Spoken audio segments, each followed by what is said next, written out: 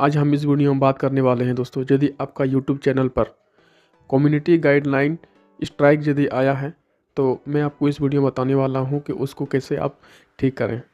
यदि 90 दिन के अंदर यदि 3 स्ट्राइक आता है इस तरह, तो आपका YouTube चैनल डिलीट हो जाएगा। तो मैं आपको बताना चाहता हूं दोस्तों, यदि आपने किसी और का वीडियो आपने अपने YouTube चैनल पर अपलोड कर दिया है तो उसमें कम्युनिटी गाइडलाइंस स्ट्राइक आ जाता है। तो मैं आपको इस वीडियो में बताने वाला हूं दोस्तों कि उसको आप कैसे ठीक करें और उसको कैसे सॉल्व करें।